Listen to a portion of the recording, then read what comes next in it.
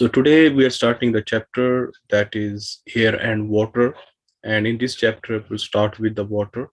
And in the first place, we will see that how you can purify the water. What are the steps, or what is the procedure which is involved to clean the water, to remove all the bacteria from the water and make it drinkable and make it safe.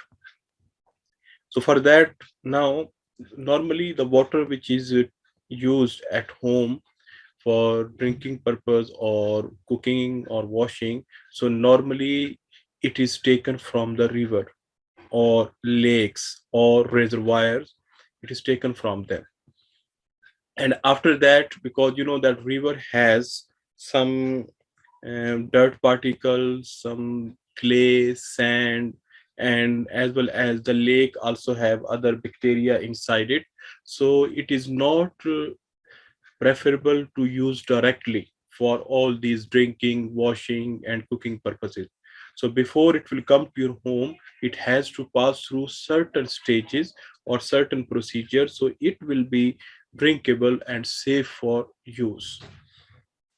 For that, now they're saying that the water from sedimentation tank is treated two stages. Now you have to understand what is a sedimentation tank. Now sedimentation tank is a tank in which the water is kept for maybe 1 day, 2 day, or 3 days, and some places for 24 hours, 12 hours. What is the function of this one? Here, water will stay without moving, means stationary water, not moving. So, slowly, all the dirt particles, or which are heavier particles, they will sand, they like sand and clay, they will settle down in the bottom in the form of sediments.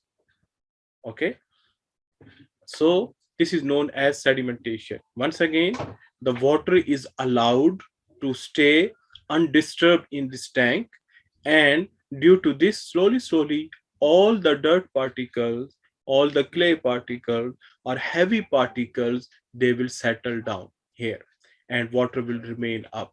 So here, first stage, the heavier particles which already settled down, they are removed. So that is known as sedimentation tank. This is the first step. After that, the sand filters. Then water has to pass the sand filters. What is the sand filters? These are different layers of sand, and sometimes also like small stones, like a gravel. They are here. So water will pass through them.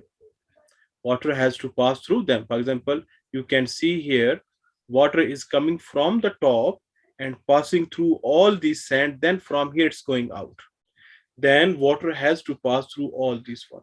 So here lot of other particles which are left here, they are stuck in the sand and these small pieces of stone here. So this is the another stage.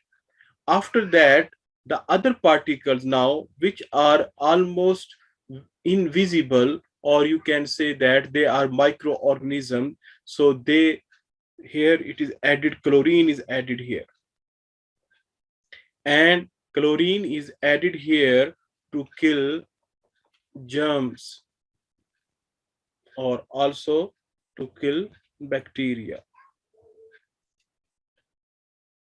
So this process where you add chlorine, it's also known as chlorination. Known as chlorination. Adding the water, adding the chlorine in the water to kill the germs, it's known as chlorination. Is there any problem? Can you repeat it again? Which The one? last part, because I didn't get it. Okay, in the last part, they're saying that whenever they are talking about chlorination, means after passing the sand filter, water will come here. Here they will add chlorine in water in this stage. And why they add chlorine? To kill the bacteria and germs in the water, to make it safe. So that is known as chlorination. this procedure. Okay, is it clear now? Yes. Okay, and in some countries they also add fluoride. They add fluoride. You know, fluoride is good for teeth. So they are use small amount of fluoride to keep the people's teeth healthy in some countries. But that is additional thing. So these are the procedures. So now we will see the notes now, what they are saying regarding this one. So first is the filtration. They're saying water is filtered through the beds of sand and remove the suspended insoluble solids. After that, number two, chlorination. Then it is treated with chlorine to kill bacteria and the germs. Pure water can be obtained from seawater by distillation, but it is an expensive process. They can also use the seawater. For example, if you see the seawater has a high amount of salt inside it. You cannot drink it. Okay, it's really bitter. But there are two processes by which you can also convert seawater into drinkable water. Number one is known as distillation. In this process, they will take the water, seawater, they will heat it. When they heat it, the water become vapors, then they cool down these vapors and then they get the water. But it's really expensive. Okay, there is another known as desalination. This is also a procedure, but that is also expensive procedures. But some countries they are doing this one, like Saudi Arabia, like Qatar, Bahrain, because they don't have rivers and all these things, so they are using this desalination or distillation process because they don't have any other source of fresh water. Only they have to convert salty water into fresh water. Okay, now we are going to see that what are the uses of water. Now if you see the uses of water, so you can divide the use of water into two categories mainly. Number one, the use of water in the home. In the home, it's used for cleaning, washing, also cleaning. First one is drinking, sorry, then washing, then cleaning, then the last one is cooking. So these are the three main. There are other also, but these are the three main purposes. After that, in the industry, it's also used manufacture of hydrogen and oxygen. You know that when they will do the electrolysis of water, so they will get hydrogen and oxygen. So water is also used to get hydrogen and oxygen in electrolysis, they have mentioned here. Number two, in manufacture of ethanol. Okay, they also on page number 149 in organic chemistry, when you have this one, you can see that how ethene, they will take ethene and they will make its reaction with water and they will convert it into ethanol. So water is also used there. Then in the manufacturing of sulfuric acid in contact process. Contact process is a process in which sulfuric acid is produced. This is sulfuric acid. So in that process also water is used. After that, as a coolant to cool the things, even in power plants, mean where electricity is generated, water is used as a coolant. Water is used to cool down the thing. Even in our cars, in the radiator, the water is used as a coolant to cool down the engine. After that, water is used as a solvent. You know that water is a good solvent. It is used in, you can say, a lot of places as a solvent. For example, if they make these drinks, water is used there with the sugar and different type of at home you are making like some kind of drinks, you are using water. So these are the main uses of water. But also there is a third use in agriculture. In agriculture, when they watering the plants and the crops, that is also use the water there. So there are three uses of water, so you can go through them, it's really easy.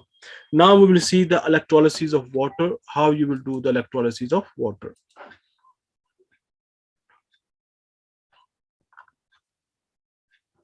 Now in electrolysis of water, you know that the water, electricity is passed through water. Electricity is passed through water, and then it will convert into, if you see the chapter of electrolysis and the same notes on page number 95, so you can see the process, that one.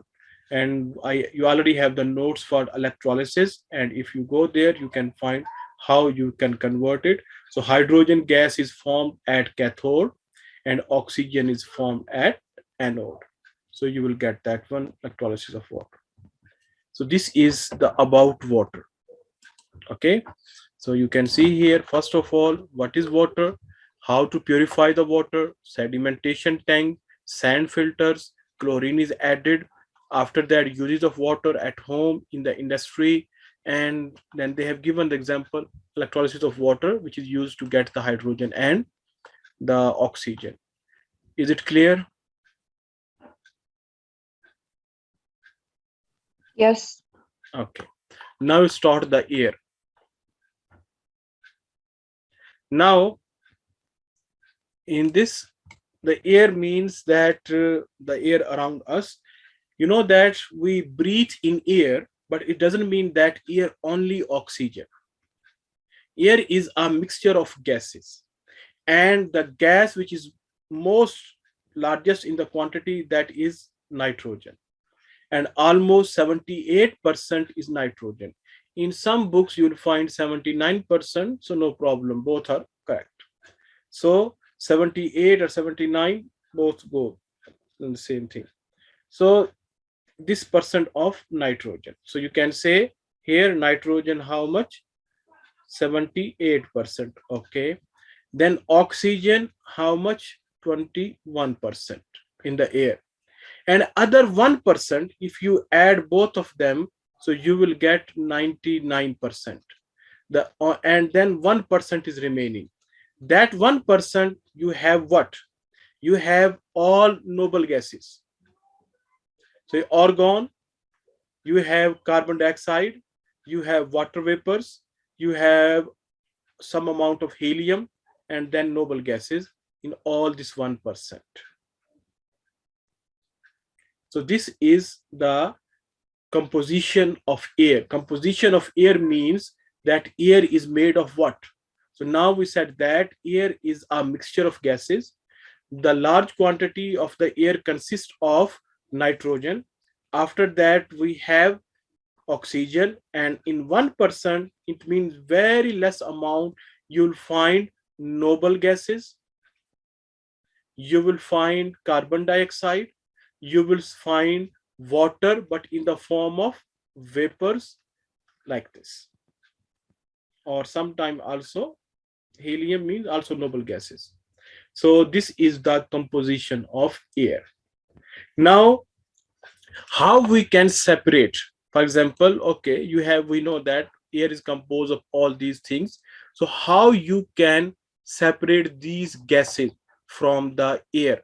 For example, if you want to get nitrogen, so air is the biggest source of nitrogen, but how you can get nitrogen from the air?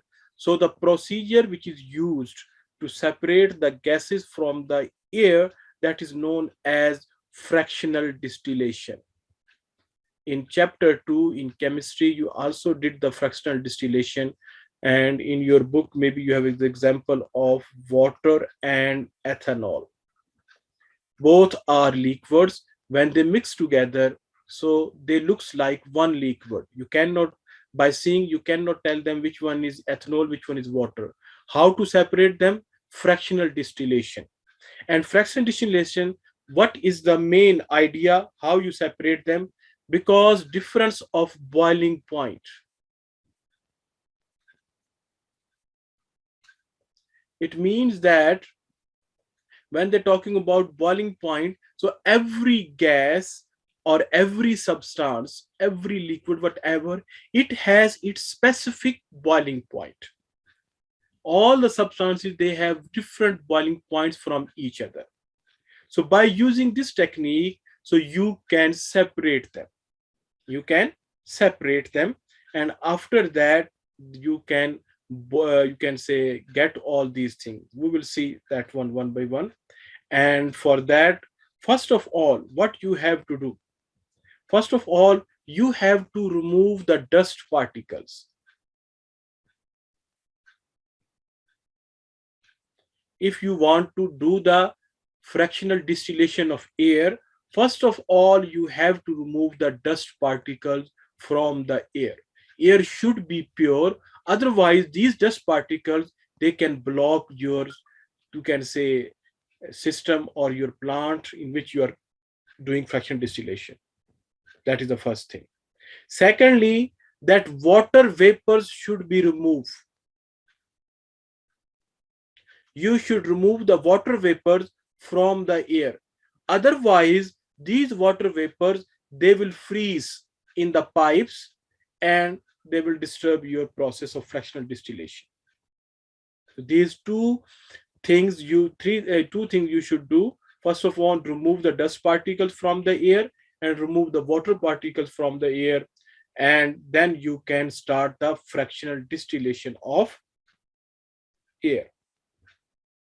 So how they will do, what is the first step? First step, they will take the air and they will convert into liquid, because you know that air is in the form of a gas. If you want to convert into liquid, so you have to do two things. Number one, you have to cool it down. You have to cool it down by decreasing the temperature. Number two, you have to compress it. Means you have to compress this one, you can convert into liquid. So these two things you have to do. So air is liquefied. Liquefied means when a gas is converted into liquid, this process is also known as liquefaction. And when they said that liquefied means gas, air is converted into liquid by what? Compression and by cooling. The different components have different boiling points. For example, what is the boiling point of nitrogen? Minus 196 degrees Celsius.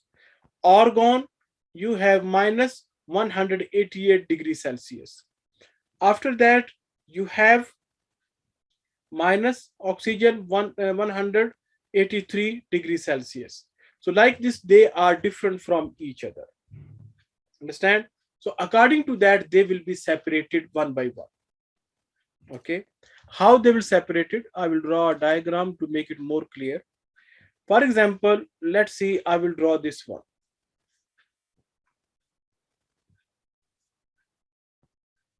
This is a fractionating column, let's say.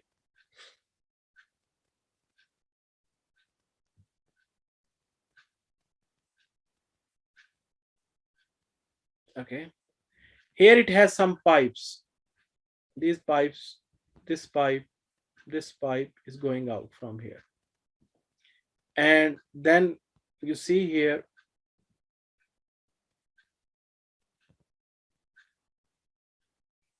here you have let's say air. They will heat the air. Sorry, not this one. They will compress the air, make it liquid. It's become liquid here. Now air in which form? Liquid form. Then it will allow to heat. Mean nothing. They will just release it. And as the gas will go up, the air will go up, temperature increase. Maybe here temperature is minus 200 degrees Celsius. In minus 200 degrees Celsius, nitrogen, this one, all they are in liquid form. As they go up, temperature will increase. Let's say temperature become here minus 195, here 190, here 185, here. As you go up, temperature is increasing. So when here you have all these gases, three gases you have. Which one? You have nitrogen, you have oxygen, and you have, let's say, argon. Here all at 200, all of them they liquid. But when it will reach to minus 196, it means nitrogen will become gas and it will separate it. After that, temperature will more increase. At 186, argon will go out and temperature is decreased, means it will go out. And then finally oxygen will come out when it become a gas. Here all liquid, and when they becoming gas, they are separating from each other. So like this, fractional distillation is carried out. Okay, but in the exam they will not ask this part from you, but I just told you the explanation. But mainly thing is this one, how the air is passed through a fractional distillation process.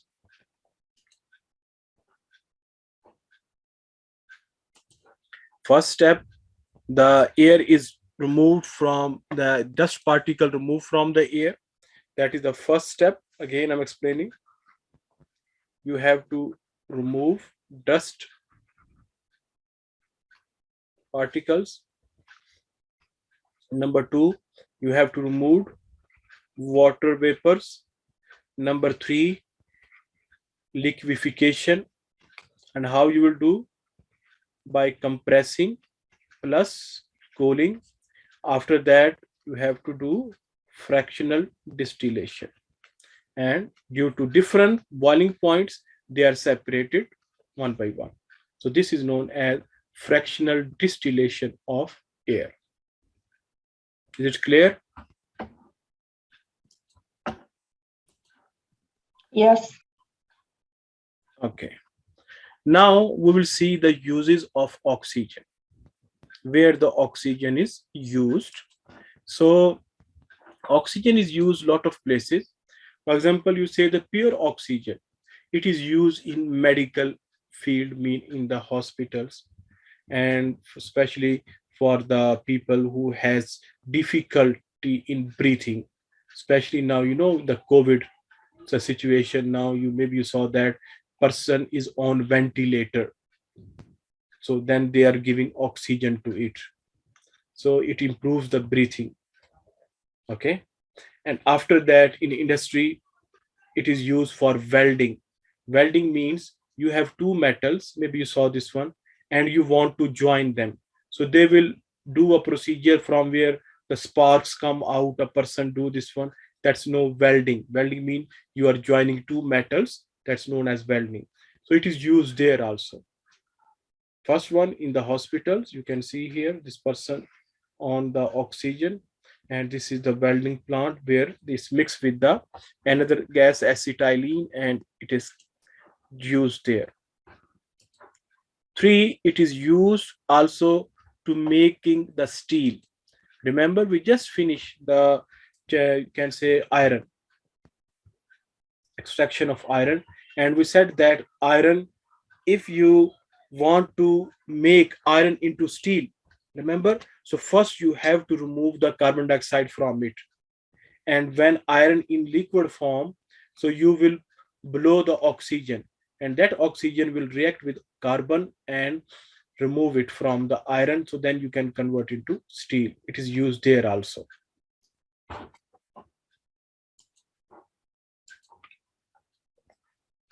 Now, formation of carbon dioxide. Now here that it's also whenever the carbon dioxide is formed, oxygen is there, and we will see how. For example, if you see methane, CH4, it's also known as natural gas. When you burn it in oxygen, you are getting carbon dioxide and water. So whenever you burn anything in the oxygen, that's known as combustion. Known as combustion. So combustion is a process in which something is burned in oxygen, in the presence of oxygen. So in the presence of oxygen is burned, so that's known as combustion. You can see here also, ethanol, when you burn it, you will get carbon dioxide and water. So this is the known as combustion or formation of carbon dioxide. You can divide combustion into two types. Number one, you have complete combustion.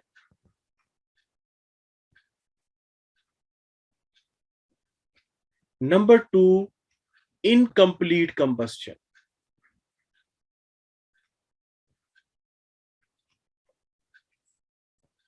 So combustion has two types. One is complete combustion, other is incomplete combustion. What is the difference between them? Now, if you have something and you are burning in the oxygen, and the supply of oxygen is a lot or in excess. For example, you are burning in something in open air. In open air, you are burning something. At that time, mean oxygen is a lot. The thing will finish which you are burning, but oxygen will not finish. So that is known as complete combustion. Once again, when you are burning something in a place where oxygen is unlimited, oxygen is a lot, and that thing, like example, you are burning methane or wood or ethanol, whatever you are burning, they can finish, but oxygen will not finish. So that type of combustion is known as complete combustion. And number two, if you are burning something where oxygen is limited, limited means some small amount of oxygen is there. Maybe after 1 minute it will finish. Then there's no more oxygen. So it means oxygen is limited. So that combustion is known as incomplete combustion. So this is the main difference between complete combustion and incomplete combustion. This is one difference. Number two, complete combustion always produce carbon dioxide. Carbon dioxide, like we see here, carbon dioxide, carbon dioxide. This is complete combustion because oxygen is a lot. And carbon dioxide is, you can say, polluted gas, but it's not that much poisonous, harmful. On the other way, incomplete combustion produce carbon monoxide, CO, which is poisonous. It can kill the people. It's known as also silent killer. So that is incomplete combustion. So this is the main difference between them. So whenever you burn anything, especially the coal, not in Saudi Arabia, in some countries, even the village where they don't have the gas, so they will take the coal, they burn it outside, and then they bring it inside the room to keep the room warm. But when they are using the coal inside the room, please let a window open, a small window or a door open. Okay. Otherwise, after some time, carbon dioxide, the oxygen will be finished from the room, and then there is no oxygen, then incomplete combustion will start. And due to that, carbon monoxide will produce and it can kill the people. So that is really dangerous. Okay. So these are two types of combustion: complete combustion, incomplete combustion. Complete combustion means plenty of oxygen, a large amount of oxygen you are doing that one. Incomplete, small amount. Incomplete combustion, complete, you getting carbon dioxide, and incomplete combustion give you carbon monoxide. It's the main difference between them. Is it clear? Yes. Okay. And carbon dioxide, also you are getting the oxygen you're also using for respiration to breathe. Okay. And it also, when you're producing that, you're producing carbon dioxide also. Okay. So this is another use of, you can say, respiration, oxygen, and this is another source to produce carbon dioxide. So this is the idea about air and water. Now we'll start the new topic, that is Haber process. Haber is a scientist name, and due to that, his name is Haber process because he did this one. What is Haber process?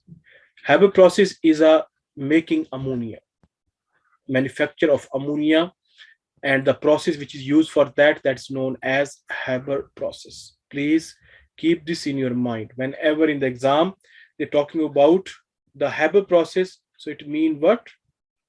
Making ammonia. What is the formula of ammonia? NH3. Understand? So this is the process, and here we will see how the ammonia is used. Ammonia is prepared. Ammonia is manufactured. Got it? So if you see the formula of ammonia, so it is made of two elements. One is nitrogen, other is hydrogen. It means that if you want to prepare ammonia, so you need nitrogen and hydrogen as a reactant. Got it? From where they will get the hydrogen, and from where they will get the nitrogen. From where they can get the nitrogen, we just studied that the biggest source of nitrogen is air. The air around us, that is the biggest source of nitrogen, because almost 78% of the air is nitrogen. So you can get the nitrogen from the air, and how you will get it? By the fractional distillation of air we just studied. So from here you can get the nitrogen. That is the first thing. Got it? After that, Yes. you will see other thing is hydrogen. From where you can get the hydrogen? Hydrogen they can get when you make a reaction with methane and water.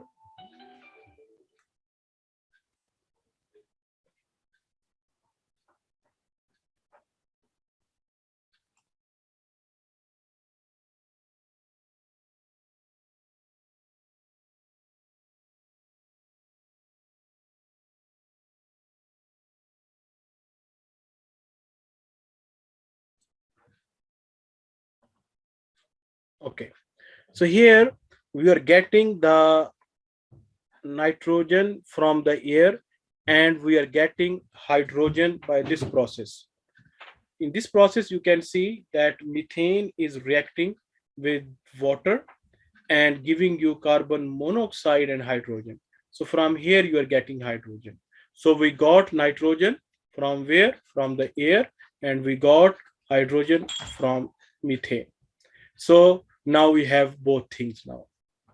So we have the nitrogen and we have the hydrogen. So this we need for to produce ammonia. So now we will see it, how we will proceed it. Now see. Now they're saying that the following reaction is used to produce ammonia, and this is a reversible reaction. Here you can see nitrogen, and here you can see hydrogen. Both are in the gas form. They're producing ammonia. And this, you can see this sign, and this sign shows reversible reactions. Okay. Now, the reaction is exothermic, mean when you are producing ammonia, you will get a lot of heat also. Number two, reaction is reversible. Means you can see while you are producing ammonia, some of ammonia will also convert back into nitrogen, hydrogen again. So this is a reversible. So these two are the facts. Number one, this reaction is exothermic. Number two, this reaction is reversible. Okay. After that, what are the conditions while you are doing this reaction? What are the conditions should be followed to get the maximum product of ammonia and to keep the reaction smoothly going on? Number one, the temperature should be 450 degrees Celsius. They are very important, these points, conditions. Number two, the pressure. Pressure should be 200 atmosphere. Why we are doing this pressure? Because reaction is reversible, and you know that we studied that if the reaction is reversible, how we can make it more forward by changing the pressure. So if you will keep this pressure, so you will get the maximum amount of ammonia. After that, catalyst. Catalyst, I told you, is a substance, is an element, is a compound which is used to speed up the reaction without taking part in the reaction. So here, iron is used as a catalyst to increase the rate of reaction. So here we have the, you can say, three things: temperature, pressure, and catalyst. Temperature, pressure, and catalyst. So very important, these things you should know. So you will, by doing this one, you can get ammonia and maximum amount of ammonia. Okay. Now they're saying 450 degrees Celsius. Why they are taking this high temperature? Because rate of reaction not too high. Okay. So you have to do this one to increase the temperature to make the reaction faster. So you are getting ammonia here, and which form? Gas form, and then you can convert this gas ammonia into liquid ammonia also. Okay, now the ammonia is liquefied by cooling, and the unreacted gases mean nitrogen and hydrogen. If you get it again, you can use it to make the ammonia if you're getting them. So what are the using of ammonia? Ammonia is used to make fertilizers. Fertilizers, you know that they are used in agriculture to get the good crop. So for example, ammonium nitrate, like ammonium sulfate. So you are using ammonia to make fertilizers. And number two, ammonia is also used to make nitric acid. What is nitric acid? HNO3. This is acid. Ammonia is also used to make nitric acid.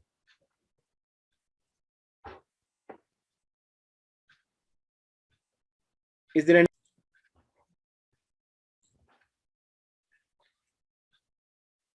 After that, we will see the ammonia and its reactions.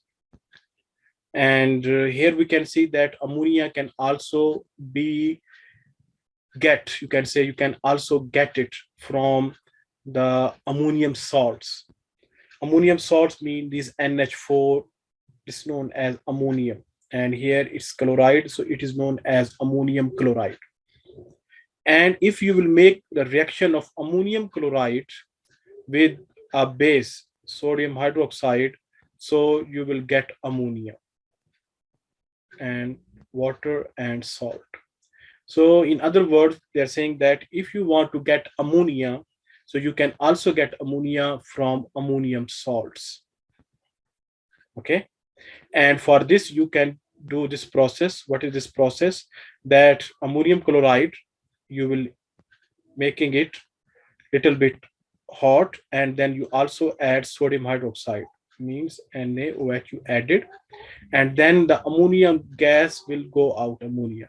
And if you want to check, okay, if you want to check that gas is coming or not. So you can take a damp red litmus paper, you can take it, and you can see that one ammonia gas is coming out.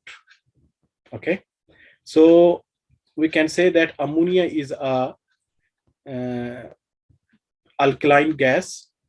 Okay, and when it is alkaline gas, so if you are taking red litmus paper, and when this gas will touch it, it will turn into blue. So this is ammonia. How you're getting ammonia from ammonium salts. This is also known as displacement, yani moving out or taking out ammonia from its salts. And what are the salt? Ammonium sulfate, ammonium chloride, like this. Okay. After that, we will see that ammonia's more reactions. Now, ammonia is soluble in water. And aqueous ammonia, aqueous mean when it's inside the water, it is a weak alkali. Weak alkali means its pH will be 9 to 10. So this is a weak alkali. Since ammonia is an alkali, it will neutralize acids to make ammonium salt. So if you have ammonia, and we said now it is alkali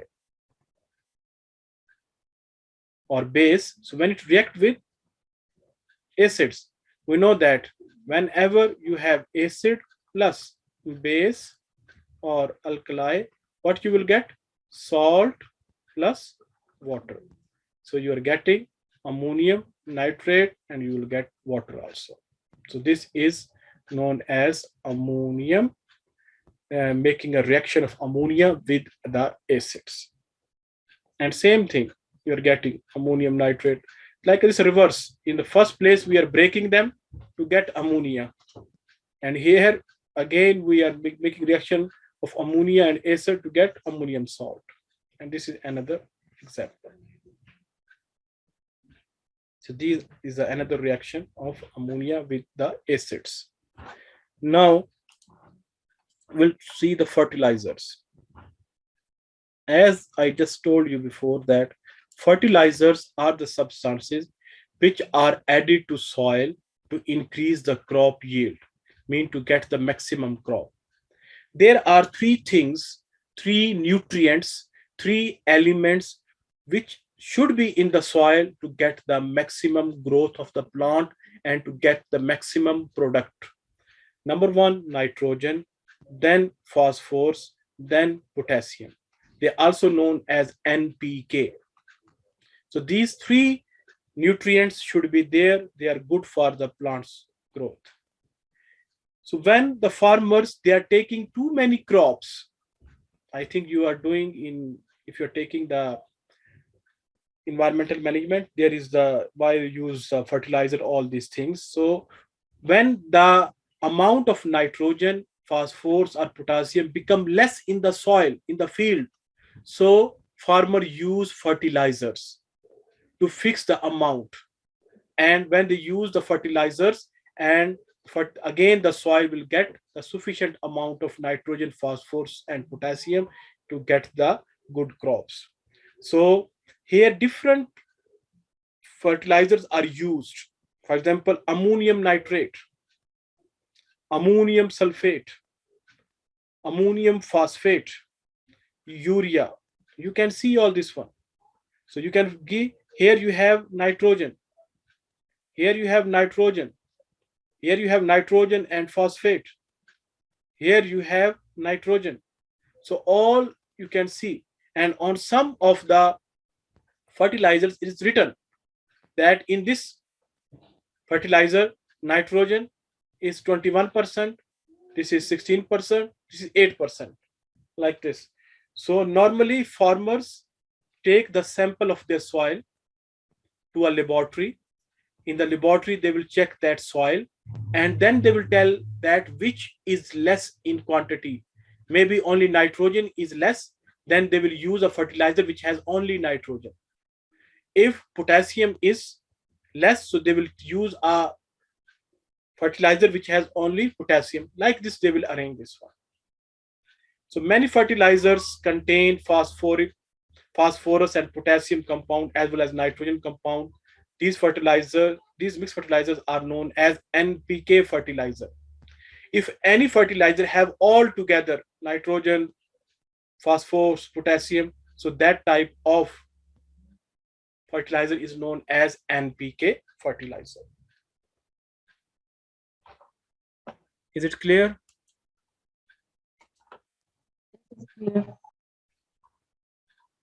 There are some questions at the end for each one.